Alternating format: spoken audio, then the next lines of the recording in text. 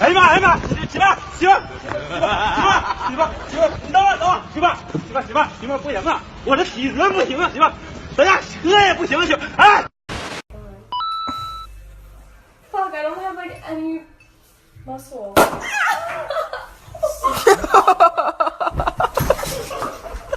Stop.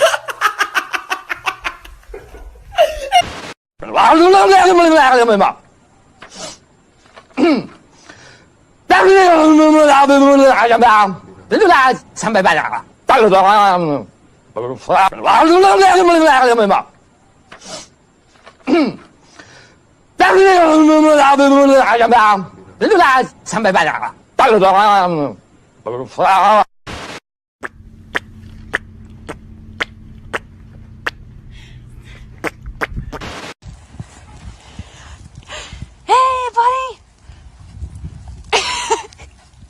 Oh.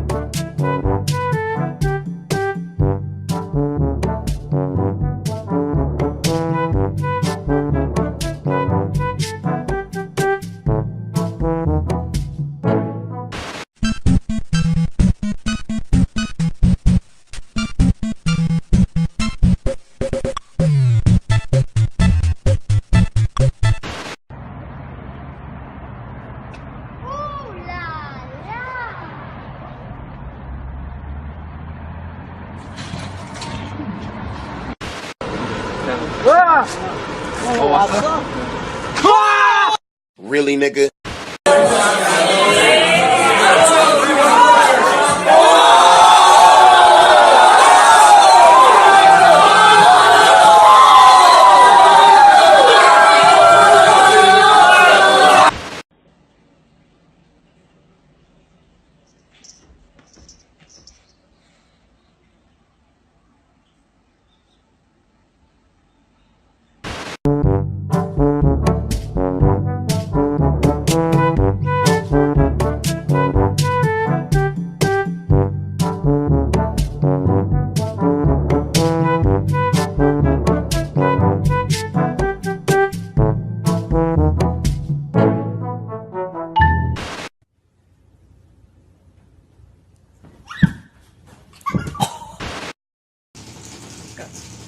now created the world's largest functioning whoopee cushion.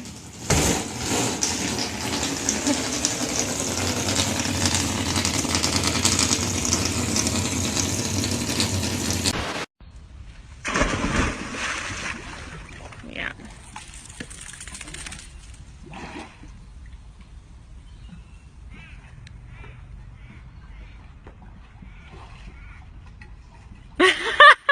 $2 of Cheetos. Okay, I gotta check this.